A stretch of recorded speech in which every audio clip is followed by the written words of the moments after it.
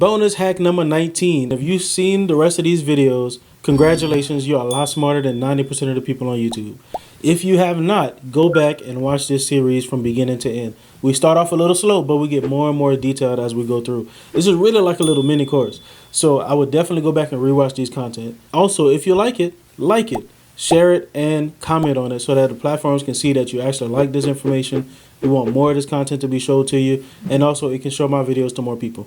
Don't forget, I don't talk about it too often, but I do have a free Facebook group. Sometimes I go in there and I drop little gems in there. I do free live streams in there, and I don't do on all the rest of the platforms just because I have a network of people who are specifically interested in what I have to offer or what I have to teach. So if you want to get into that free Facebook group, just click the link in my bio and look for the word Facebook group. Click it, fill out the questions, and somebody from my team will allow you into the group. But your bonus hack number 19 is you want to monitor your business credit. Now, look, when you start with us, when you sign up with us and you're building your business credit profile, this is one of the first steps. You have to monitor your business credit, just like you want to monitor your personal credit as well. A lot of times when you get these accounts, they might not actually report.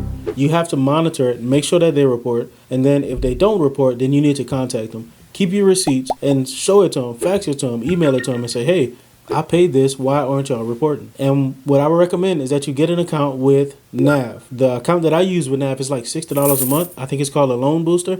I think it's their highest one. What that gives you is your personal credit scores. It's the Vantage scores, not the FICO score. It also gives you your business credit scores, and it gives you the SBSS score, which I mentioned before is like a mixture of your personal and your business credit.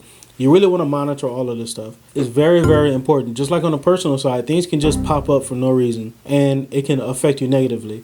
On the business side, things might not pop up, which can also affect you negatively. I can't tell you how many times people have talked to me, and they're like, man, I spent 2 years paying on this account, getting all of these things with this account, spending thousands and thousands of dollars a month, and none of it got reported. Because they're not monitoring your business credit report. It makes no sense.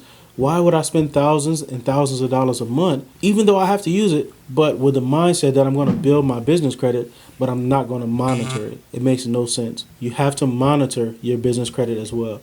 Just like you monitor your bank account, just like you monitor your finances, or you should monitor that stuff, you should monitor your business credit as well.